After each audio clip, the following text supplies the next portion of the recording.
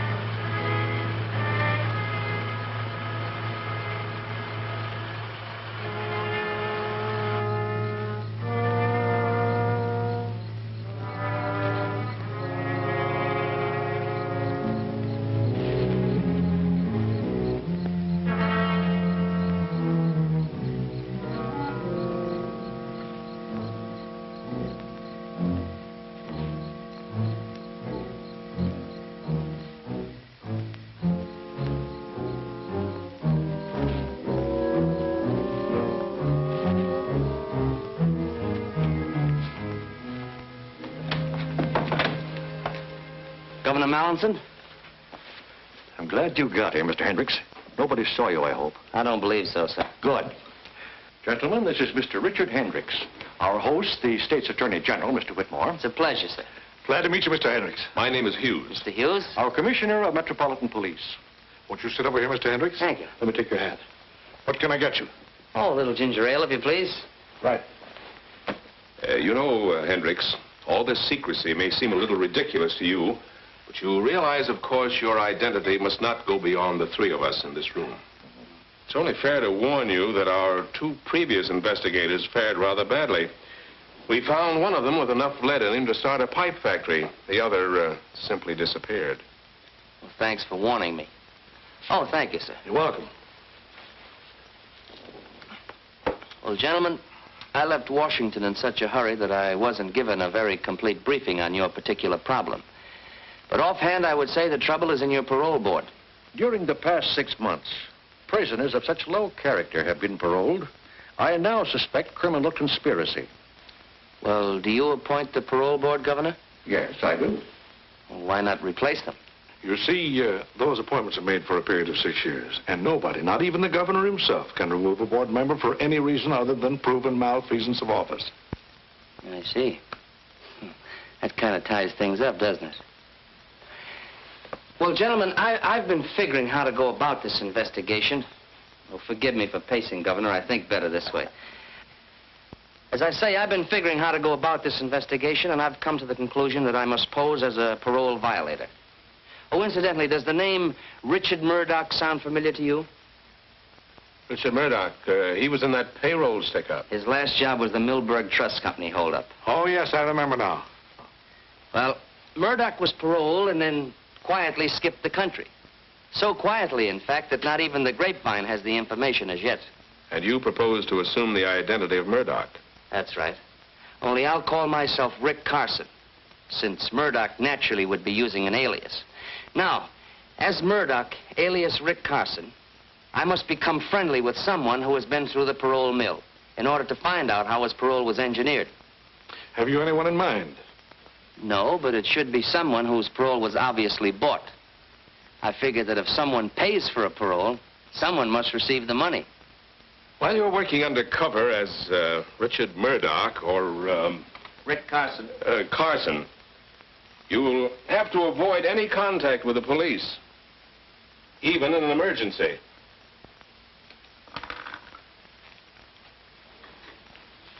Here's my private telephone number, where you can reach me anytime, day or night. Thank you. Metropolitan 6267.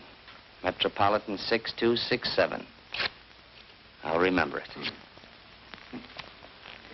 Do you have anyone coming up for parole who fits our special requirement? There certainly is. A convict by the name of Harry Palmer. Uh-huh. And when is the next parole board meeting? Let's see. Next Tuesday at the state prison. Next Tuesday at the state prison. Let me see. You're now serving time for attempted murder, Palmer.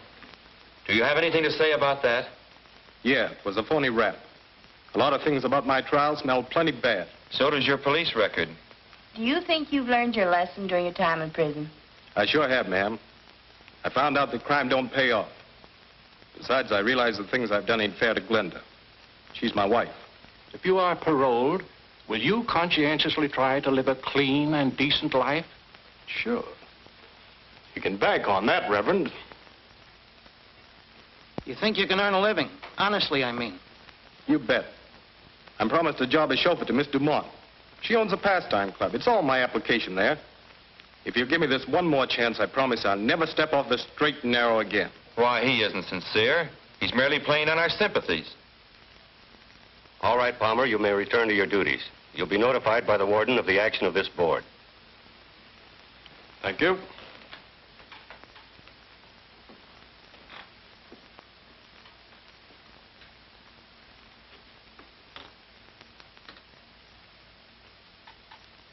And I feel in my heart that Palmer is sincere.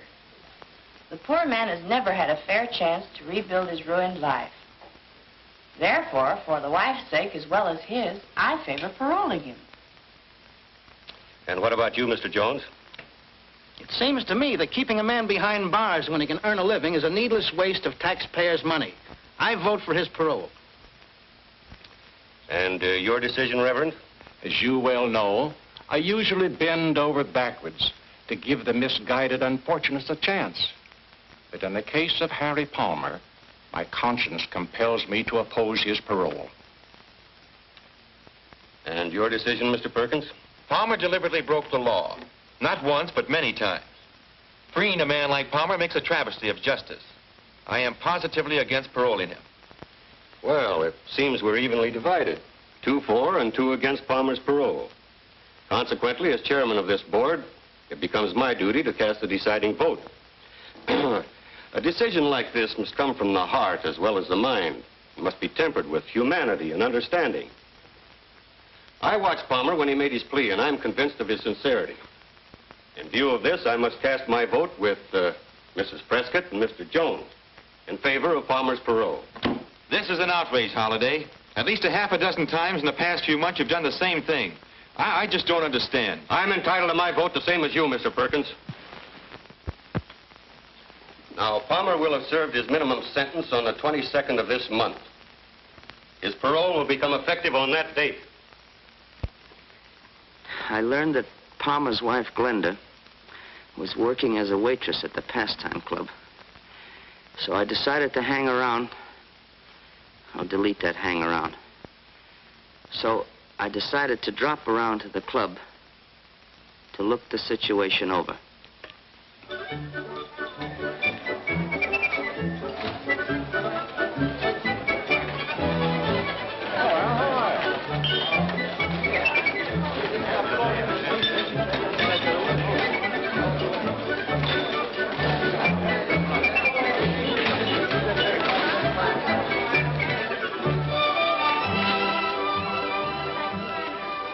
The Pastime Club proved to be a not too popular combination gin mill and cheap cafe. A hangout for a lot of undesirable characters.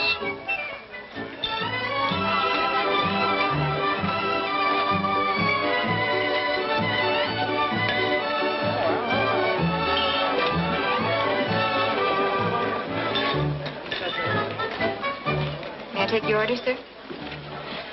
Can't make up my mind. I'm a little undecided between a hamburger and a ham sandwich. Take the ham sandwich. You got a deal. Coffee, too? Yes, black, please.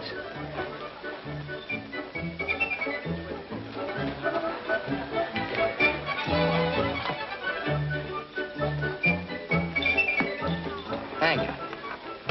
It's quite a place you got here. Do you own it? You must be new in town. I only work here. Jojo Dumont owns the place. Oh, well, then Mr. Dumont's got a nice place here. Miss Jojo Dumont. In fact, there she is now.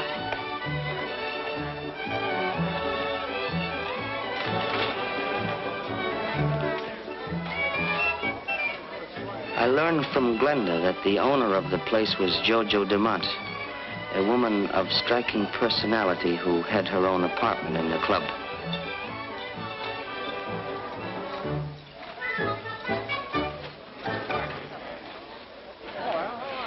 One group of hangers-on seemed to be tied in with Jojo.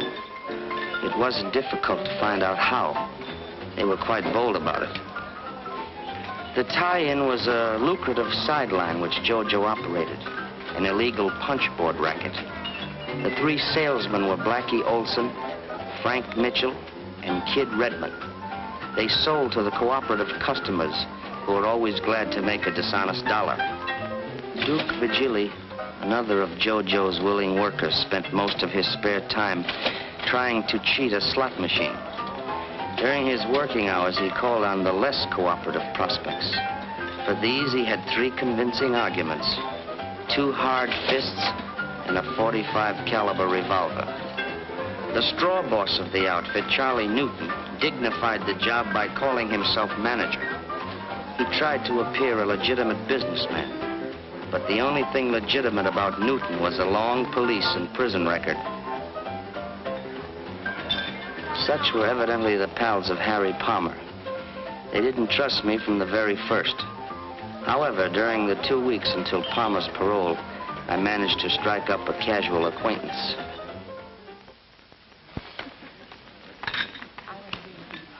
Never mind the cream, Jane. Understand you've been around a little, Carson. A little, here and there. Stick around for a while? Maybe. All depends.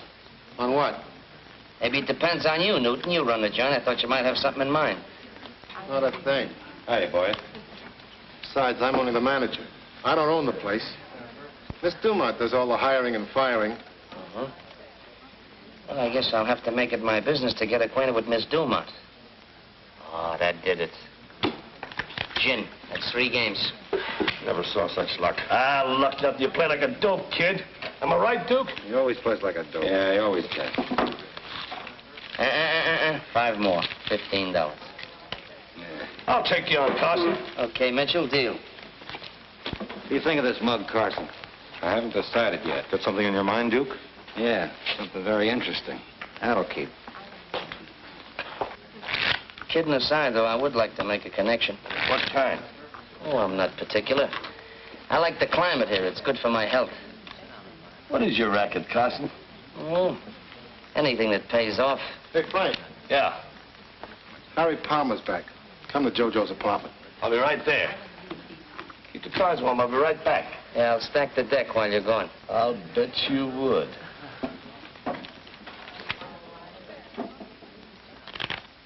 I would have given a lot to know what was going on in Jojo's room. I found out later from statements of various people concerned. Sure looks natural. Just like old times, right? Sure, thanks. All right. Feeling better, Glenda? Wonderful. Seems like 100 years since I saw you, darling. Yeah, me too. It's what I've been waiting for. Frank will be here in a minute. Well, this calls for a celebration. How about fixing some drinks, Blackie? Okay, Jojo. Sure like her. You look right in the pink there, kid. They treat you good up there? What's on your mind, Charlie? How long are you going to keep Palmer on as a chauffeur, Jojo? Are you kidding? What do you think I got him out for?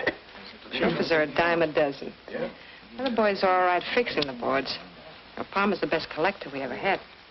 As long as he keeps his nose clean. The next time he gets in trouble pulling off side plays, I'll let him rot in the pen. Hiya, Harry. How goes it, Frank? It's great to see you, old son of a gun. Papa's home, huh, baby? How does it feel? Feels grand. Glenda's been in a tough spot, but she came through okay. Yeah, but it's a lucky thing you got the parole just now. What do you mean by that, Crack? Oh, nothing, but there's been a guy named Carson hanging around the past few weeks, and he's been making a play for her. That's not true, Harry. Duke's the one who's been on the make ever since you went away. Me, make a play for you? Ah, you're crazy. That'll be enough, Duke. I haven't met this character Carson yet, but I can tell you one thing. Glenda's been absolutely on the up and up. I knew that, but thanks for telling me, Jojo. Cork pop, folks. Help yourselves. On the house. I mean on Jojo. This bourbon? Uh-huh. Thanks, Blackie. Right. Here's to you, sweetheart. Here's to us. What's Duke beefing about? He doesn't like Rick Carson. But I can truthfully say Carson never got fresher. Handed me a line. Forget it, sweetheart. Run along and change your dress. But hurry back. I won't be long. How do you feel, Harry? Pretty good. Hey, listen, Harry. I didn't mean any slur on Glenda, but... Forget it, Duke. Well, I've been keeping my mouth shut because I haven't got proof yet. But as sure as I'm standing here, that guy Carson's either a copper or a stoolie. I know every cop in the state. Well, he might be one of J. Edgar Hoover's boys. Carson's no more FBI than I am. That's all we need around here, a copper. Especially when business is just beginning to boom. He lives at the Colvin Hotel right down the street. Why don't we search his room? There must be something around to tip us off. I can get in. I know the night clerk. Sure. The kid and Blackie could investigate. Then we'd know exactly how things stand. JBI, that's me. JoJo's Bureau of Investigation. Hello, Mr. Carson. Oh, hello, Glenda. Hey, this looks like the beginning of a second honeymoon. You like my new dress? Pretty sharp. Hope my husband will like it. Sure he will. Oh, here he is now. Honey, this is Rick Carson. Glad to see you, Palmer. Glenda was telling me about you. I was telling Harry how polite you've been. It's a great deal more than I can say about most of the customers. Oh, thank you, Glenda. That's a real compliment. See you around. Glad to, anytime. Good luck to you both. How long will it take to search Carson's room? No, it won't take over an hour. Only the clerk doesn't come on till 8 o'clock. Sometimes maybe a little later. Suppose I arrange to keep him occupied between 8 and 10. You haven't even met Carson. So, you'll introduce me. I think I can keep him interested for a couple of hours.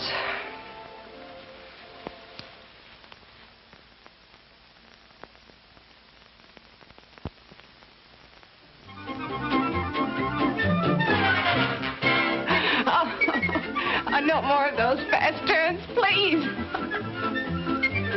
Oh. This is station Turn that thing off. WXNO. The time, 20 minutes before 10 o'clock. We continue with... What time is it? Just announced it, 20 minutes to 10. I think I better be going, Jojo, before I wear out my welcome. Oh, no. It's the evening's still young. Besides, I think you're swell. I think you're a wonderful guy. Really. If you think I'm swell, you ought to meet my pal Monty. There's a real guy for you. Oh, I bet he ain't half as nice as you.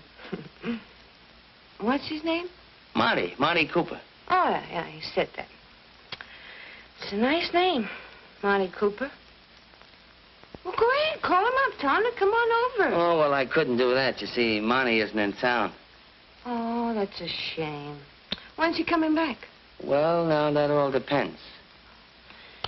Confidentially, Jojo, Monty's in prison. That's a shame. Poor Monty, locked up in the pen. Yeah. Well, forget I said anything. I talk too much. Oh, you can trust Jojo, honey. Yes, sir. Oh, fix another drink. I'll be right back. Yeah. Hello? Oh, hello, Mary. Oh, I'm so glad to hear from you. How you been getting along? Now listen, Jojo. We got the lowdown on that bird Carson and we're on our way back. You'd better get rid of him. Oh, well, that's fine. I'll do that. Yeah, goodbye, Mary.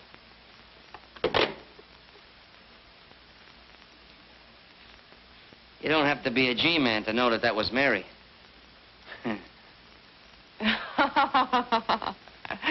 Oh, honey, you were listening. Yeah. Oh, no, I don't want any more tonight. Uh-huh. I can feel it coming. I'm about to be tossed out. You don't mind, do you? I'm beginning to get a terrific headache. I'll probably have one in the morning, too. Want an aspirin? No, thanks. Just my hat.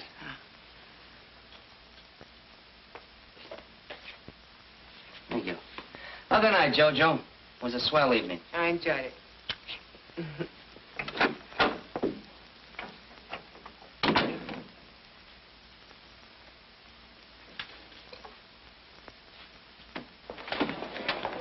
What'd you find out? Something very interesting. We got the dope on them all right. Oh, good.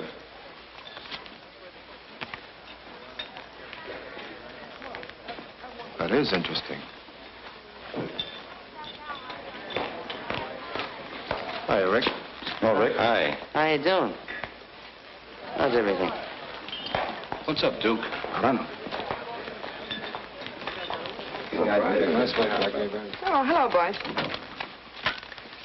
Well, let's hear it. What's the dope on Carson? What do you think of that? His name ain't even Carson. Richard Murdoch. Age 32, date of birth 9/15/16, Detroit, Michigan, has a dark brown. Occupation mechanic. Yeah, it had me puzzled for a minute or two. Then it came to me. This guy Murdoch and a pal of his, a fellow named Monty something. Monty or other. Cooper? Yeah, that's it, Monty Cooper. Well, anyway, Carson or Murdoch and his pal Cooper pulled that Millburg Trust Company holdup about a year and a half or so ago. Yeah, we found some newspaper clippings about that robbery. You had them hidden between the cushions of a chair. You hadn't figured on your JPI. Good for you. Well, I guess I was all wet about Carson being a copper or a stoolie. Why don't you give up, Duke? You're always beefing about something. Okay, but don't say I didn't warn you guys if something goes wrong. Now, get this picture. This is the Millburg Trust Company, a real old broken-down joint. There's the flight of stairs where we came up. This is the vault here, a real old-fashioned can. Well, those stairs made it a little tough because we had to back down them and we couldn't see who was coming up anyway. We come in here and there's all kinds of desks and places where you write out checks and so forth. There's quite a few people. Well, I heard them all over here in the corner. Keep them all together. Monty takes the cashier, forces them in over here, makes them open the vault. We open this little old-fashioned can, and what do you think we get? 50 G's. We back out of the joint and make for the car. 50 G's? Split two ways? Not bad. You see, Monty and I don't go in for big mobs. Hey, maybe you saw Monty up there. He was doing a heavy stretch. Yeah, I saw him almost every day. Talked to him a couple of times. But he didn't get overly friendly with anyone. Yeah, that's Monty, all right. Well, Harry, I'll tell you. I got another big job on tap.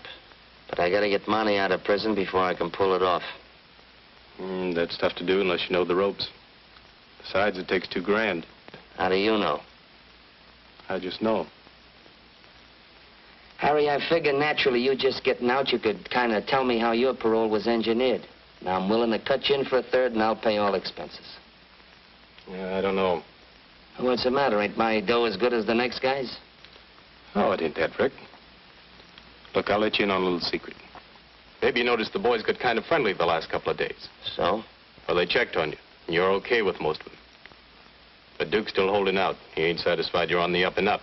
Well, what's that got to do with me buying a parole through you? It's got a lot to do with it. JoJo's the first step, and unless she's sure of her ground, no dice. All right, so there's no dice with JoJo. And who's the next step? Now, wait a minute. Not so fast. I'm no squealer, Rick. Oh, but you do know who the higher-up is. Maybe. But I ain't saying.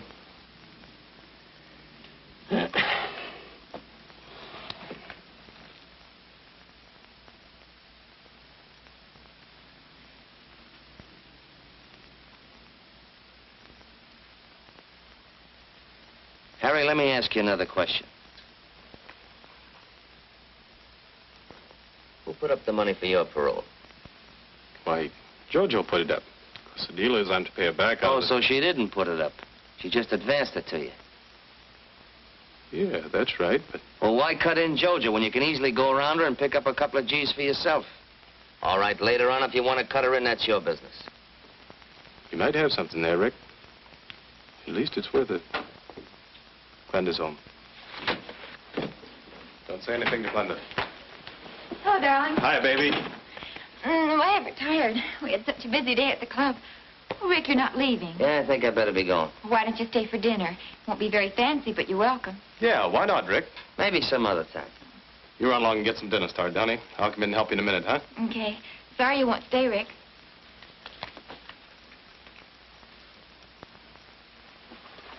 You get the $2 grand? Harry, whenever I need a few G's, I don't let anything stand in my way. Get the dough.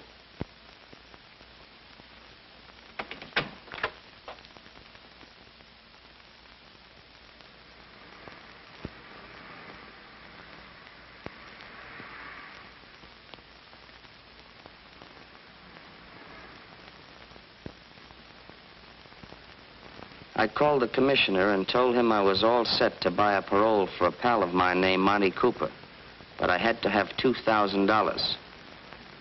He agreed. But as the boys were somewhat suspicious of me, and in order to gain their confidence, it ought to look like I had pulled a stick-up. Go ahead, read it. Philanthropist. Philanthropist. Well, anyway, robbed. Bandit ignores jewels. Gets $2,000 cash. Neil Ingersoll, civic leader, was held up last night and relieved of $2,000 cash by a bandit who claimed he was not interested in jewels. Ingersoll, returning home at a late hour from an auction of Antiques. What's a diff? Which he had been attending, stepped out of his car outside his garage to find himself looking into the muzzle of a gun. That must have been Carson. What makes you think so? I don't think I know. The word passed through the grapevine that I'd pull that job. And the boys who hung out around the pastime club immediately started to accept me as one of the boys, as it were. Well, I turned over $500 to Palmer and went with him to make the contact for Cooper's parole.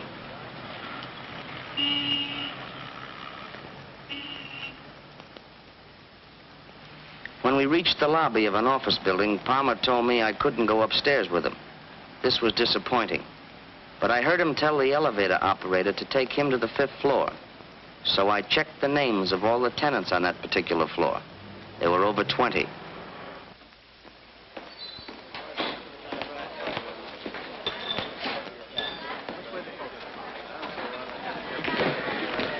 Is Miss Dumont in her quarters? Yeah.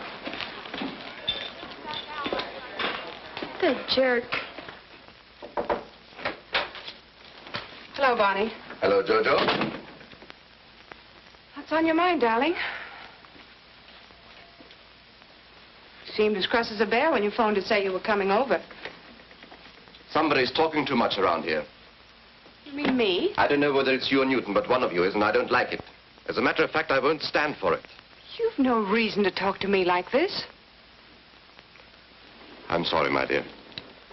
I don't mean to be discourteous, but I'm worried. For you as well as for myself. Just a little while ago, one of Newton's boys came over to my office and demanded that I get a parole for a fellow named Monty Cooper. Monty Cooper? That's the name he gave me, Monty Cooper. But Carson or Murdoch, whatever his name is, he knows nothing about our parole arrangements. Who said anything about Carson or Murdoch? The fellow who came to see me was Harry Palmer. He's double-crossing you, Jojo. I can't believe it. You can't, huh? Well, less than an hour ago, he laid $500 on my desk and gave me a long spiel about knowing that I was your lawyer and that you came to see me anytime you wanted to get anybody out of the pen. Naturally, I told him that he got his numbers crossed and I knew absolutely nothing about buying a parole. Thank you. Did that shut him up? For the moment. But he left the money and suggested that I think it over. Well, anyway, here it is. Buy yourself that bracelet you've been talking so much about. Thanks. I don't know what to say, darling. I haven't mentioned our connections to a soul. Of course, the boys know that you do handle my legitimate legal matters, but... The important point is how Palmer or any one of them know about my connection with the parole board. It's dynamite. If one of them should talk out of term, there's no telling what might happen. You need to tell me. I'll talk to Charlie Newton about it. He'll throw a scare into Palmer. He won't forget.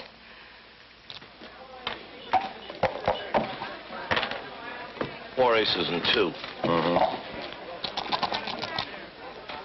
Harry Palmer just pulled a double cross on Jojo. Yeah? What'd he do? That's my business. Jojo says she doesn't want any rough stuff. But I'm running the boys, not Jojo. Yeah, but Jojo just got Harry out. So what? You're just as good a collector as Harry ever was. Huh. I should say I am. You name it. We'll do it. Okay. Tell you what we'll do. I'll call Harry on the phone, tell him to call me back from the corner drugstore. When he rings up here, I'll tell him to skip it, that I changed my mind. Now, when he's walking back to his house...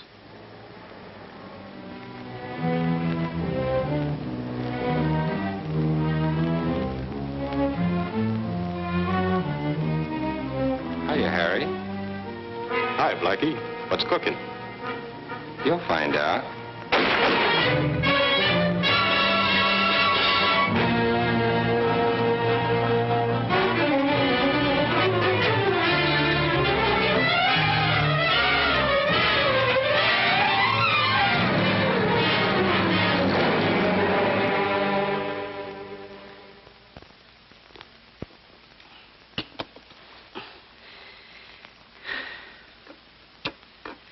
The killing of Palmer completely upset my plans, as I had now lost my only link to tie in JoJo with the higher-ups in the parole conspiracy.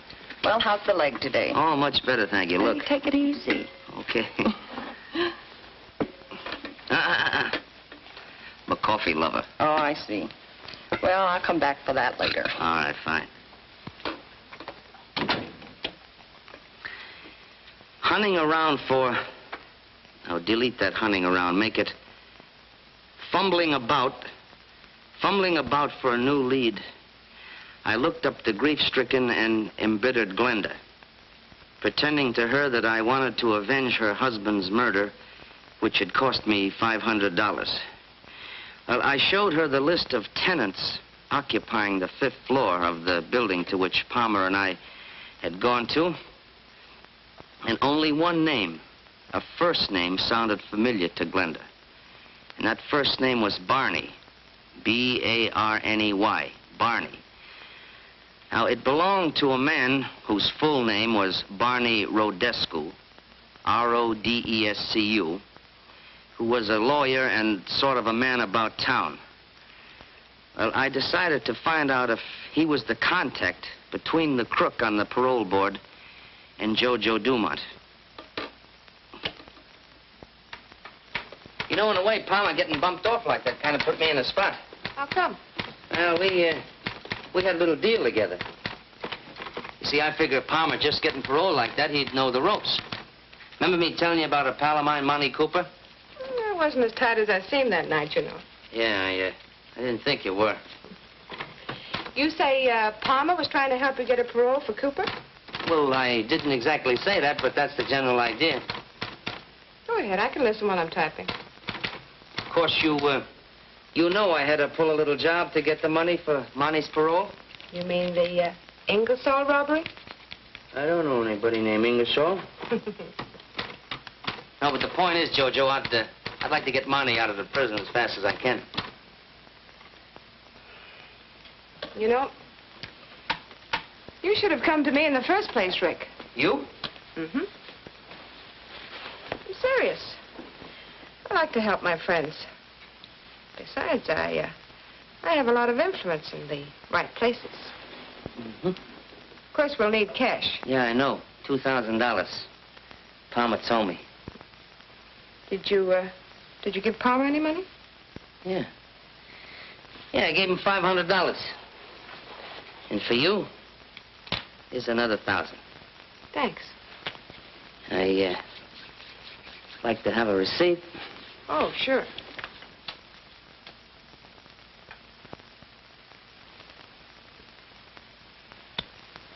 There's your receipt. Hey, you know, that's not bad. Of course, it's a little expensive at $1,000 a throw, but it's not bad. And, what about the balance? The balance you get the day Monty's paroled from prison. It's a deal. Well, I guess that about winds up what I have to say. From here on, my future's in your hands. All I ask is that you give me a break. You needn't worry about not getting a fair break from this parole board. All right, you may return to your duties, and you'll be informed of our decision later. Thank you. Thank you very much, sir. That man should be put away for life. He's an habitual criminal. Why should the state have to support this man for life? That's the wrong attitude. I agree with Mr. Perkins. I'm opposed. The man deserves a chance. Every man deserves a chance. Once again, we seem to be evenly divided, thus making it my duty to cast the deciding vote. And you vote for Cooper to be paroled? I do. Mr. Holliday. It's my privilege. But, Mr. Holliday, it's obvious... the chairman's privilege to have his own opinion. The majority votes in favor of Monty Cooper's parole. He'll be released in 2 weeks to report for work at the Ainsley farm at Meadows. I move for adjournment. Because I couldn't understand why anyone would give a job to a multiple loser like Monty Cooper, I decided to check the county assessor's records to find out what I could about Vern Ainsley. From the beginning, I had suspected Ralph Holliday of accepting the bribe to put through the parole. But with the information I had now obtained, I felt certain it was Rodescu who had offered the job on the farm to Monty Cooper. Suspecting the setup, however, was not enough. I still had to obtain the proof. That afternoon, I worked out a strategic plan.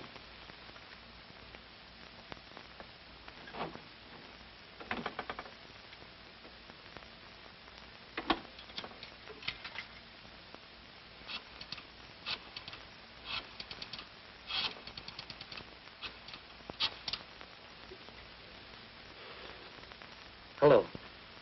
Commissioner. Commissioner, this is Hendricks. That's right. Hmm? Well, yes, naturally, Commissioner, I'm going out to the Ainsley farm. Oh, incidentally, I told the boys at the pastime club that I would meet Cooper out at the farm. But, Commissioner, there's just one thing, and I hope you won't let me down on this. You see, unless Cooper is picked up at the prison gates when he's released, if he should happen to come out at the Ainsley farm at the same time I'm there and get one good look at me, well, I'm afraid my career as Murdoch or Carson or Hendricks will come to a very sudden and painful end. Oh, you have nothing to worry about on that score, Hendricks. I've already notified 4 states of Cooper's impending parole. They'll be right there to arrest him the minute he steps foot outside the prison gates. Fine, Commissioner. I'll call you tomorrow afternoon. I think by that time I should have this whole setup in the bag. Yes, sir. Goodbye.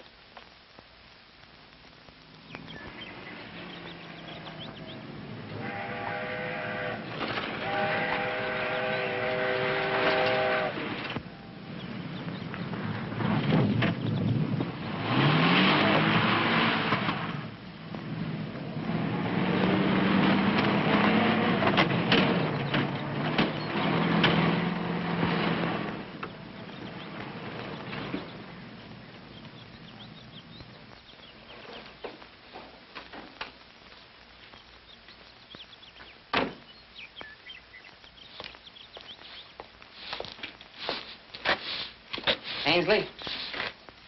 Hey! You Ainsley? What do you want? Looking for Monty Cooper. Who? Monty Cooper. He's supposed to be working here. Well, he ain't. Nobody here by the name of Cooper. Now, look, Ainsley, I happen to know that Monty Cooper was paroled to work on this farm. Who told you that? Well, after all, I'm a pal of his. My name is Carson. Rick Carson? Well, I'm pleased to meet you, Carson. I'm glad to meet a real pal of Monty's, too. You know, confidentially, I put up the dough to spring him. Yeah? Well, I guess you'll be right glad to see each other again. Yeah. Only thing is, I don't expect Cooper much before tomorrow. You see, there ain't no other bus coming this way before midnight tonight. You don't know Monty very well, do you? If there ain't no bus, he'll take a taxi. And when he gets here, he'll ask me to pay for it. Well, you're welcome to hang around if you want to. I guess the boss won't care. Well, I thought you owned this place. Oh, I sold out a couple of years ago to a fellow named Rodescu, a young lawyer from town. Uh-huh. Well, tell me, does this Rodescu, does he come here very often? Mostly weekends. Him and a lady friend. They do a lot of riding. By the way, I'm expecting them this afternoon sometime. You make yourself to home. I got to get the horses ready. Up to you, Carson. Yeah. I hadn't figured on Rodescu visiting the farm. I realized his presence might have set my plan, but I had to take the gamble. So I waited until Ainsley had disappeared. I had brought along an instrument which the commissioner of police had provided, and taking advantage of Ainsley's absence, I decided to make use of it.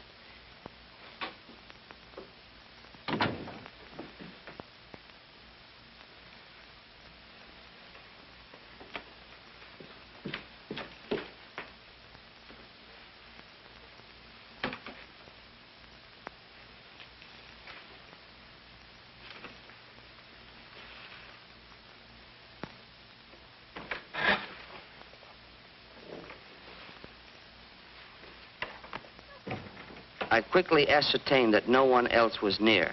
I fixed in my mind the details of the room and then found a suitable place in which to conceal the precious instrument.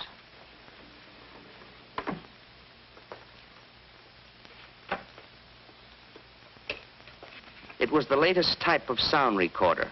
Once set to operate, it needed no further attention, since it would automatically start when someone spoke and stop again when the voice concluded.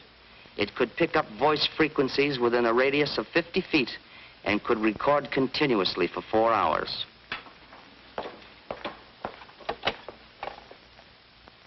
Hello, get me Metropolitan 44244.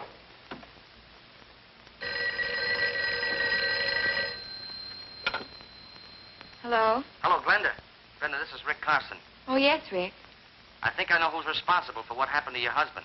You do? Who is it, Rick? Don't ask any questions now because I've got to act fast. I'll do anything you say. Fine. Now listen closely. You know that list of names and addresses of the parole board members that I left with you this morning? Yes, I have it right here. Fine. Now I want you to send each one of them the following telegram.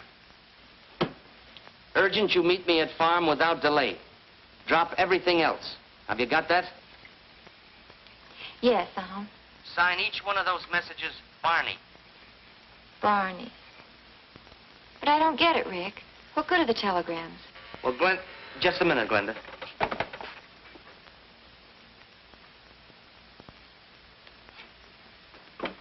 Okay, Glenda.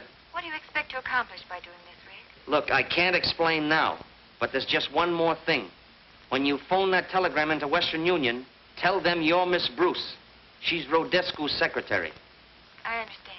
Fine. Now, don't lose any time. When I get back to town, I'll come over and explain everything. Yeah. Goodbye.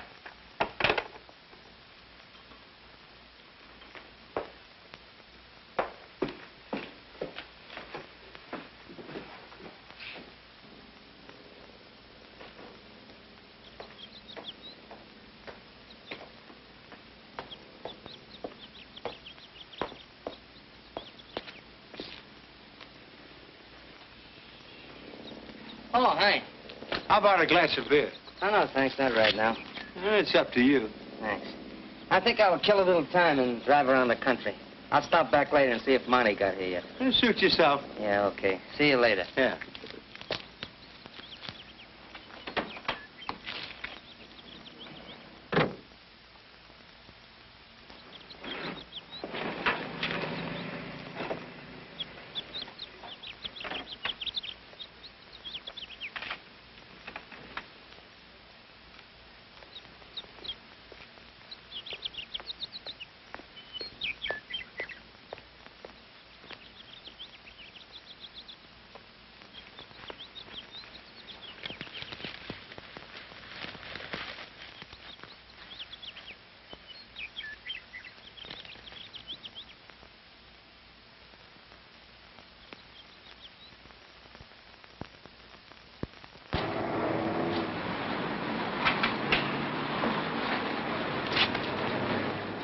So long, Cooper.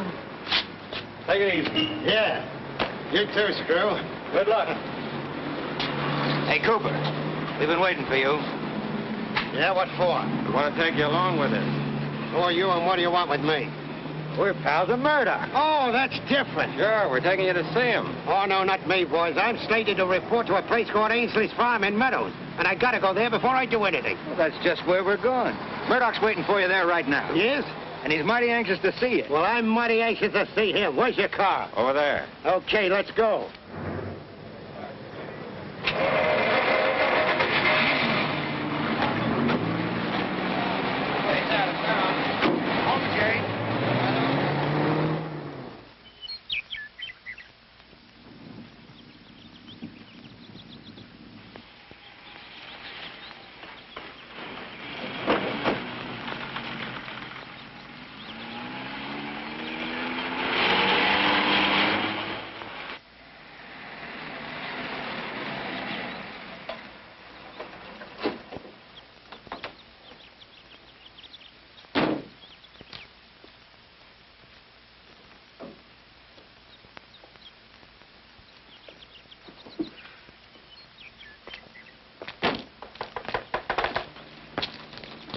I get such a kick out of this place.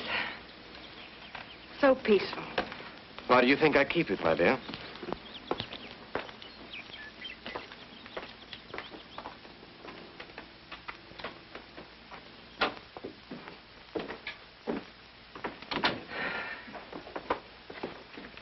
Oh, Frank, put Miss Dumont's luggage in her room and leave mine in here. Right. I'll take it. Thank you.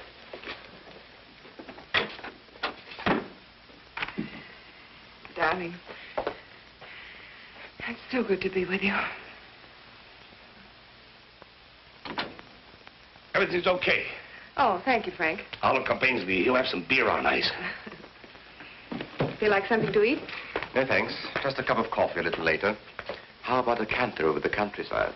Oh, let's relax for a little while. Later, maybe, huh?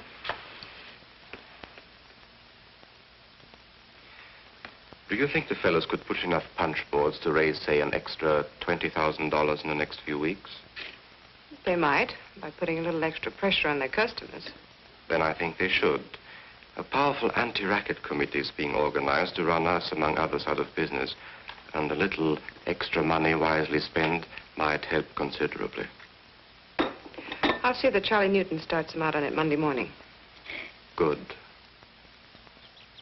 In asking Glenda to send those telegrams to every member of the parole board, I assumed that only the one member who was mixed up in the parole conspiracy would know what was meant by the farm and the signature Barney. Well, just at dusk, I had the keen satisfaction of knowing that my plan had worked. I had sent those telegrams in the hope of tricking Ralph Holliday into exposing himself. Holliday was driving that coupe. But instead of trapping one member of the parole board, I had caught two. But Titus Jones arrived in the car with my primary suspect.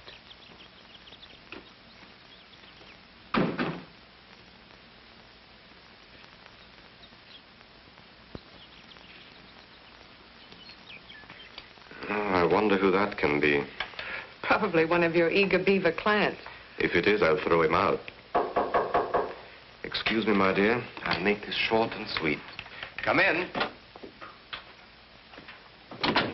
Well, this is a surprise. Hello, Ralph. Hello, Titus. And you gentlemen are quite a ways from home, aren't you? You're not joking. Holiday burned up the road getting here. Oh, I'm sorry. We didn't know. Oh, that's quite all right. Allow me, my dear. Ralph Halliday and Titus Jones. Miss Dumont, my fiancée. How do you do? You're on the parole board. I heard Barney speak of you. Yes, we are, Miss Dumont. Parole board, Well, yes. sit down, gentlemen. Sit down. Make yourselves comfortable. What brings you out here in such a hurry? Why, we came in answer to your telegram. My telegram? I didn't wire you. What's that? You most certainly did. What does it say? Urgent, meet me at farm without delay. Drop everything else. Signed, Barney. Somebody must have got onto our parole board deal. We better clear out. Hold on. Hold on. There's no use running off half-cocked. You better do a little checking first. I wish you would. How can you? And make it snappy. Hello, operator. Give me Ridgeway 84428. If my secretary is at home, we ought to be able to find out pretty quick. But it's Saturday. She probably has a date. Hello? Hello, Miss Bruce. Did you send any telegrams today to either Titus Jones or Ralph Holliday? You did not. Did you authorize anyone else to do so? You didn't, huh? I knew it was bad news the minute I received that message. Miss Bruce, I want you to check with Western Union right away and find out if you can who sent those telegrams and to whose account they were charged. Yes. Call me back at the farm the moment you have the information. Right. She'll call me back. Someone's on our trail, Barney. Have you told anybody about giving Holiday and me the money? Oh, don't be an idiot. You don't think I'd tip anybody off that I've been bribing the parole board? Maybe Mr. Holliday or Mr. Jones accidentally... Ridiculous. That's absurd. It could have been that jackass Palmer you had working for you. He only knew the connection between you and me. He knew absolutely nothing of your time with Holliday and Jones. Whatever the answer is, I don't like it. I'm getting away from here. So am I. This farm is poison. Just a minute, gentlemen. We're remaining right here until Miss Bruce calls back. We're safer here than anywhere else for the time being. I was confident the recording machine was doing its work. But to make the record admissible as evidence in court, I would have to swear that I had seen the people inside that room and to identify their voices. There was only one way to do this. Who can that be? Where can we hide? Relax, gentlemen. Come in. Oh, I'm sorry to bother you. I'm looking for a friend of mine. What makes you think he's here? Well, I was told he would be. My name is Carson. Oh, it's Rick Carson, darling. Let him come in. You needn't worry about him. Come in.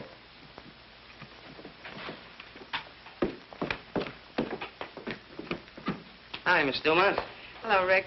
So you're Rick Carson, or Richard Murdoch, hmm? That's right. But I don't think I've had the pleasure. Who's the friend for whom you're looking? Name is Monty Cooper. I was told he was to be paroled today to work on this farm. This is Mr. Barney Rodescu. Mr. Rodescu, pleasure, sir. Mr. Holliday. Mr. Holliday? Hello. Mr. Jones. Mr. Jones. How do you do? Tell me, Carson, how did you get here? I didn't hear you drive up. Oh, but I didn't drive up. I parked my car down the road. Why? Well, I don't like lengthy explanations, but...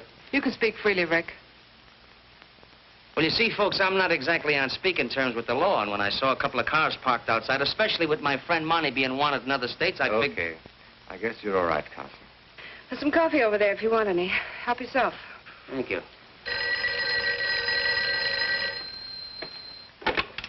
Hello? Yes, operator. Must be my secretary calling me back. Yes, Miss Bruce.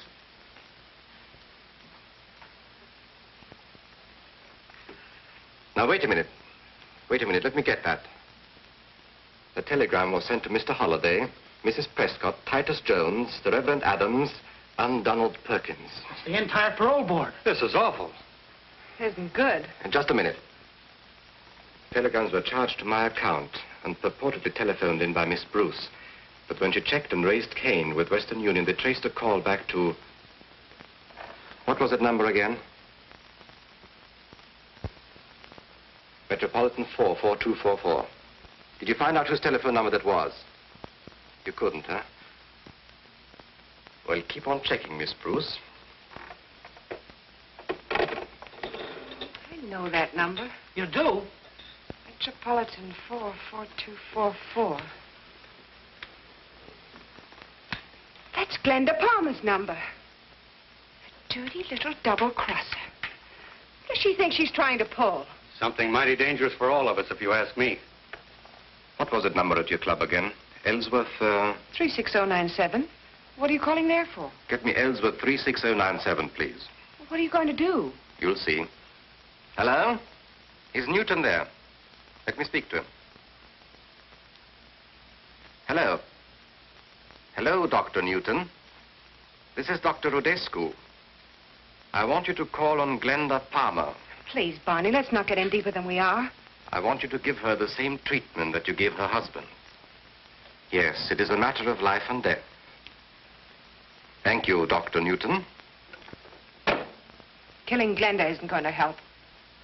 I'll get rid of her or anybody else who double-crosses me.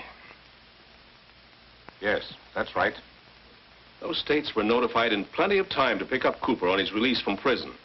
Yet the extradition papers arrived too late to arrest him. Any report on Cooper yet, Captain? Hold it a minute. He was picked up by 3 men who took him away in a car. After that, there's no report.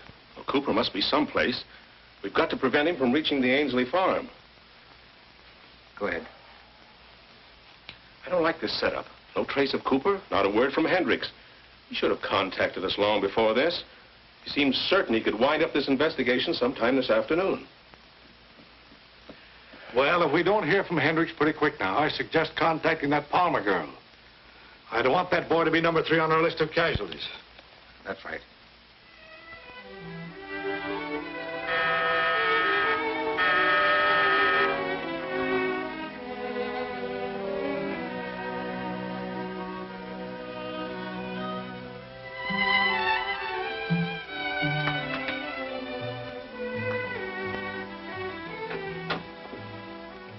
Hello, Glenda.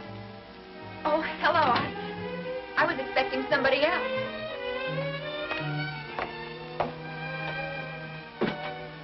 I'm surprised, Mr. Newton. You've never called on me before. That's why I made my mistake.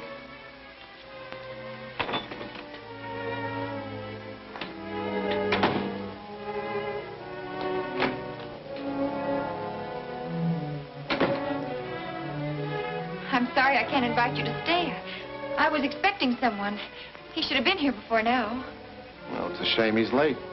Now when he gets here, he won't find you at home. What do you mean? You're going out, Glenda. With me. No, I couldn't. Well, after all I told you, I'm expecting someone. Get your coat. Please go. Get your coat. Shut your trap.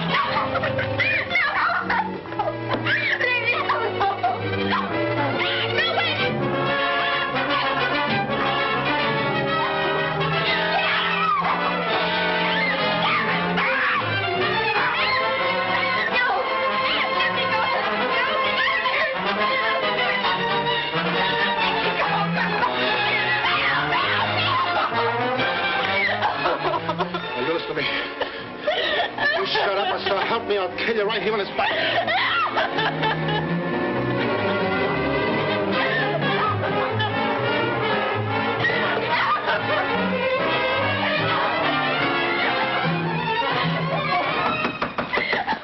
Mrs. Palmer, what's the matter in there? This is Mr. Brown, the manager. Open the door and let him in. But be careful. Go on. Are you all right, Mrs. Palmer? Thank heaven you're here. Are you all right, Mrs. Palmer?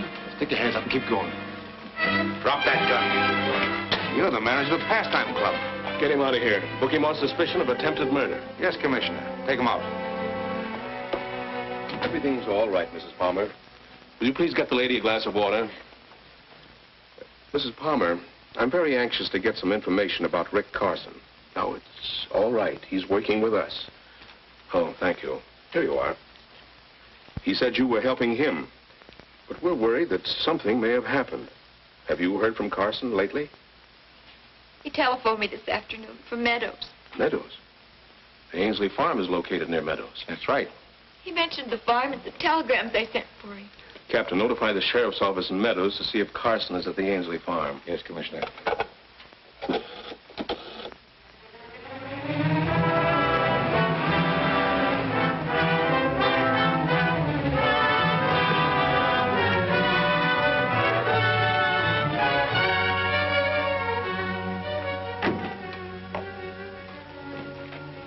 Jojo's here. I wonder who that other car belongs to. Never saw it before.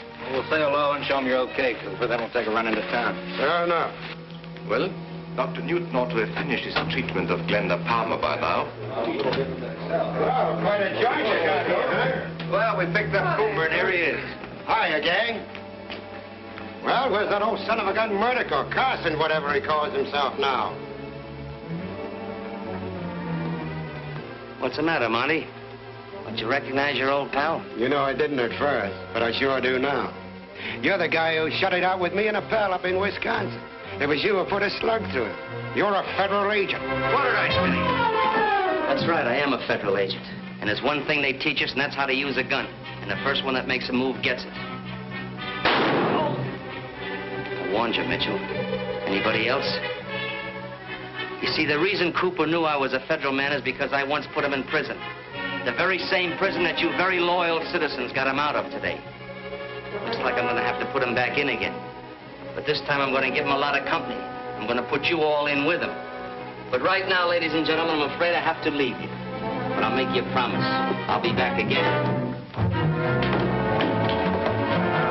Nice work, Ainsley, just in time. I heard the shot. I figured something was wrong. Kill that pal of mine. Stop the party. Stop it. All right, gentlemen. Put him in the chair. He'll be more comfortable here. Here you are, Carson. Here's some water for you. Now speak. All right, Carson. Who put you on our trail? Well, I suppose we'll have to teach him how to speak.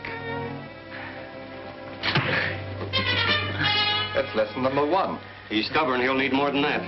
Ready to talk yet? Hit him again. We'll make him talk.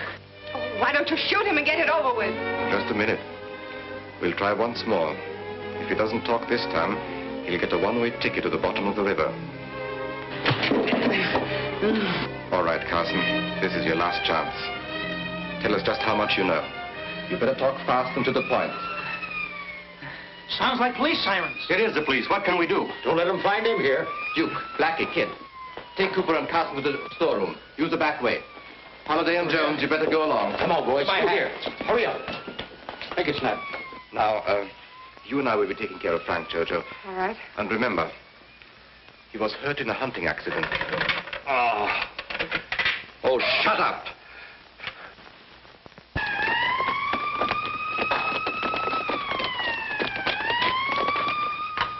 Come on, fellas. All right, where do we go? In that room. Make it snappy, boys. Come on. No time to lose. Right in here.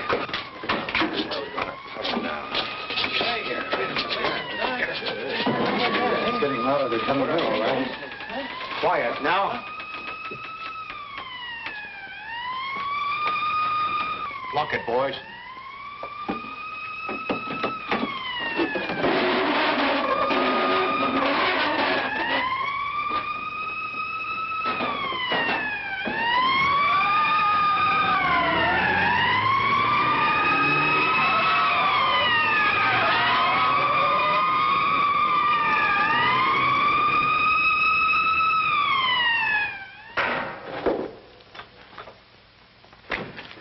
All of you and Alan go with me.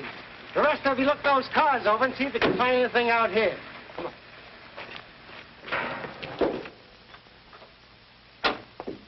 You'll soon feel better, old man.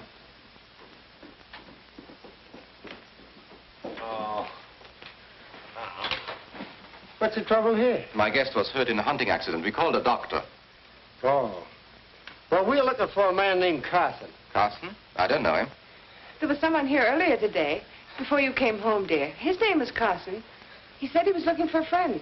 Was his friend named Monty Cooper? That name doesn't mean anything to me either. He was just paroled from prison. He's supposed to report here for work. We haven't seen him. If you have no objections, we'll look through the house. Help yourself. Thank you. Let's look at him, then.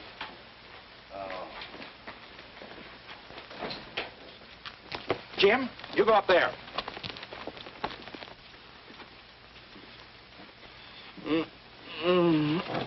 Shut up, you. One peep and I'll bust your mouth wide open. Gag up, Blackie.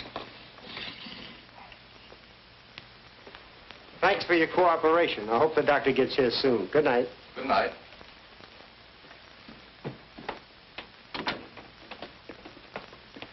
That setup doesn't look right to me. Yeah, Monty Cooper's supposed to go to work out here, and nobody seems to know anything about him. Kind of funny, ain't it? Yeah. Keep him in there. We'll go around and see what the rest of the boys are doing.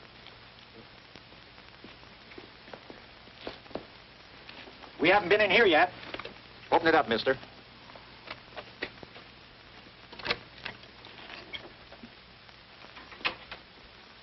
All right, boys, look it over. Kind of stuffy in here.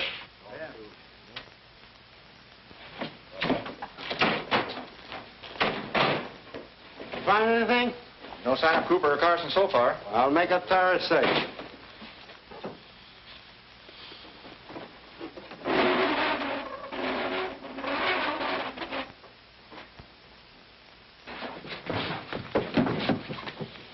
See, I told you there ain't nothing in here. That just about winds it up. Well, if Cooper shows up, I'll be glad to let you know. Okay, let's go, men.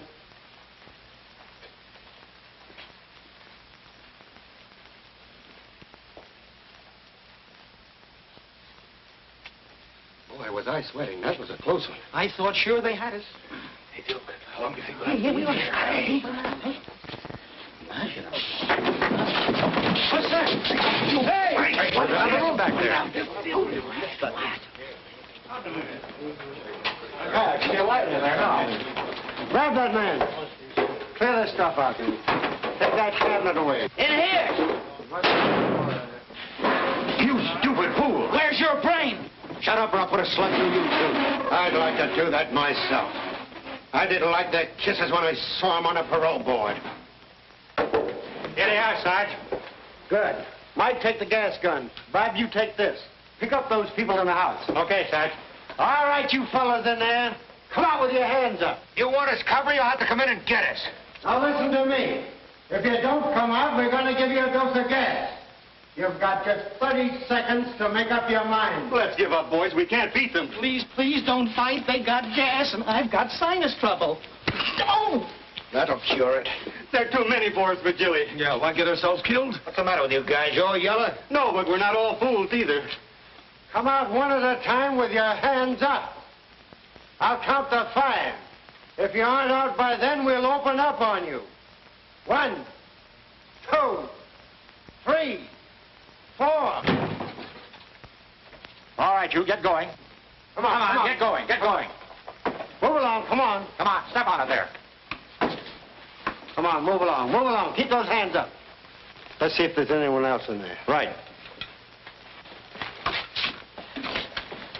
Mr. Hendricks? Who shot you? Duke Virgilli. We better call an ambulance. He's badly hurt. Yeah. Will you give me a hand here? I can't make it. Sure.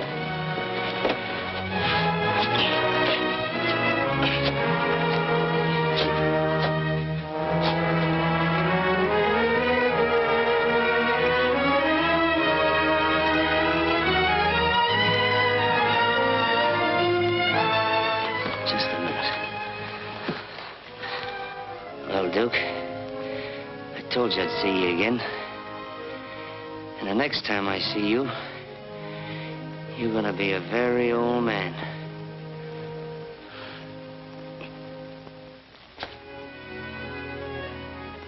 Oh, yes.